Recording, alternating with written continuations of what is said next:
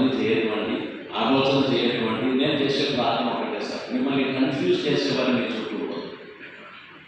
మీకు దేవుడు జ్ఞానం ఇచ్చాడు, మీ జ్ఞానం మీరు వాడుకోవాలి. దానికి ఆపర్చునిటీ ఇవ్వకుండా ఉంటే చాలా కష్టం. కనుక నేను ప్రార్థన చేసే ప్రశాంతంగా మీరు ఈ 5 సంవత్సరాలు పాలన చేయాలి, అందులో లోపం ఉండకూడదని నేను ఆశిస్తున్నాను. అటువంటి జ్ఞానం రాజువైన సొలొమోనుకు దేవుడు ఇచ్చిన జ్ఞానం మీకు దేవుడు ఇవ్వాలని నేను ప్రార్థన చేస్తాను. లెవెల్ మీరు పైకెక్కి వెళ్తుండగా ఎక్సలెంట్ అని అందరూ చెప్పదగినటువంటి ఒక స్థాయికి దేవుడు మిమ్మల్ని తీసుకుపోతారని నేను నమ్ముతున్నాను. రాజకీయ రంగంలో మీకు తెలియని ఏమీ లేదు. దేవుడు దివ్యమైన జ్ఞానం ఇచ్చి మిమ్మల్ని నడిపించదు కాక ఈ సంఘం ఒక అద్భుతమైన కోరిక ఏర్పాటు చేసినప్పుడు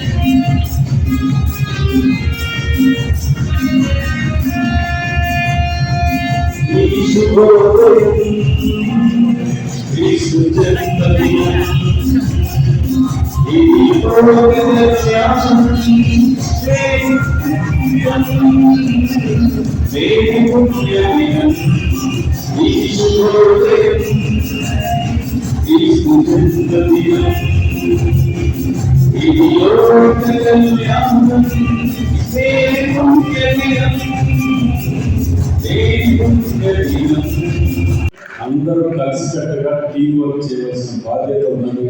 ఏదో కమిటీ ఉందని చూసుకుంటారే, ఇంకెవరు ఉన్నారో చూసుకుంటారే అని మనం నిర్లక్ష్యంగా ఉంటే అసంఘిక శక్తులు కానివ్వండి ఉంటారు, కొంచెం దుష్ట శక్తులు పార్టీలు కానీ ఏదో కానీ ఉంటారు. వాటి అనేది జాగ్రత్తగా ఉంది. వాటి కూడా భగవంతుడు మంచి ప్రవర్తన కలిగి ఉండాలి, మార్పు కావాలి అని కోరుకుంటున్నాం. అది రాకపోతే అది ఏ విధంగా ప్రభు ఏది వాళ్ళు చూసుకుంటారు, ఏ విధంగా మనతోనే చేస్తాడు, బయట చేసే ప్రభు. కాబట్టి దానిపైన చేసుకుంటూ పోతుంటారు. ఇక మిషన్ హాస్పిటల్ కానీ వెంకట్ కానీ ల్యాండ్స్ వచ్చిన బేఫికర్గా ప్రశాంతంగా ఉంచుకోవడం ఆలోచించకుండా, కాకపోతే అందరం కలిసి టీం వర్క్ అయిపోతే ముందుకు పోగలుగుతాం. ఇక రాబోయే క్రిస్టమస్ మీ అందరికీ అడ్వాన్స్ క్రిస్టమస్ శుభాకాంక్షలు తెలియజేస్తారు. మీద ఉన్న పెద్దలందరూ